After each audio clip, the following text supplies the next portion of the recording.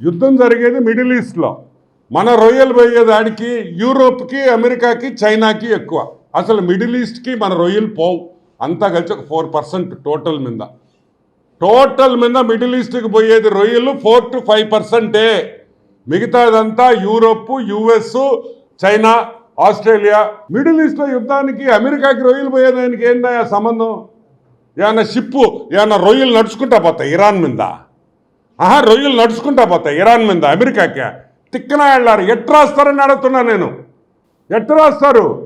Suisse canal open ఉంది. Cape of good hope నుంచి, Africa నుంచి కేప్ ఆఫ్ గుడ్ హోప్లో పోవచ్చు. కాకపోతే యుద్ధం వల్ల జరిగిన చిన్న ఇబ్బంది ఏంటంటే షిప్పింగ్ కంటైనర్స్కి ఇన్సూరెన్స్ పెరిగింది. అది వార్ వల్ల ఒక $1,000, $2,000, $3,000 ఎంతో ఒకటి ఇన్సూరెన్స్ పెరగద్దు. ఎందుకంటే రిస్క్ ఇది ఉంటుంది కాబట్టి. కానీ యుద్ధంకి, మిడిల్ ఈస్ట్లో జరిగే యుద్ధానికి రొయ్యలకి ఎటువంటి సంబంధమే లేదు. అక్కడ యుద్ధం జరిగినా మన రొయ్యలు మేత తింటున్నాయి, మన రొయ్యలు పెరుగుతున్నాయి. ఎందుకు రైతులు కంగారు పడి ఎందుకు తీసేస్తున్నారో నాకు అర్థం కావట్లేదు. ప్లస్ నీకు బాస్టన్ ఇంకొక ఐ థింక్ 14, 15, 16, 17వ తేదీ బాస్టన్ సీ ఫుడ్ ఫెస్టివల్ ఉంది అమెరికాలో. మొత్తం ఆర్డర్స్ అన్నీ అక్కడనే ఫైనలైజ్ అవుతాయి. ఎక్కడ ఫైనలైజ్ అవుతాయి? Boston seafood North America seafood ఫెస్టివల్లో అన్నీ ఫైనలైజ్ అవుతాయి.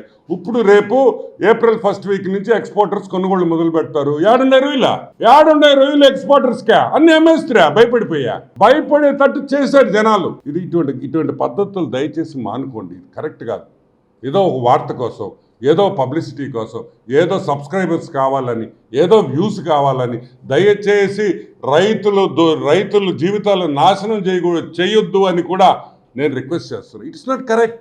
ఎంత కష్టపడి వేసుంటాడు, ఎంత డబ్బులు ఖర్చు పెట్టుంటాడు, ఎంత మేత కొని ఉంటాడు, సీడ్ కొని ఉంటాడు. అన్యాయం అయ్యారు కదా ఈరోజు ఫైనల్గా ఏమవుతుంది?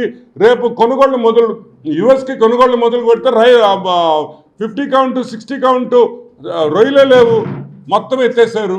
ఇది కరెక్ట్ కాదని కూడా నేను మనవి చేస్తున్నా. రైతులకి ఒకటే చెప్తున్నాం, మీకు ఏదైనా ఇబ్బంది ఉంటే గవర్నమెంట్ నుంచి, ఫిషరీస్ నుంచి 100% మీకు మెసేజ్ వస్తుంది. మీ డిఎఫ్ఓలకి మెసేజ్ వెళ్ళద్ది. ఆ మెసేజ్ మీకు పాస్ చేస్తారు.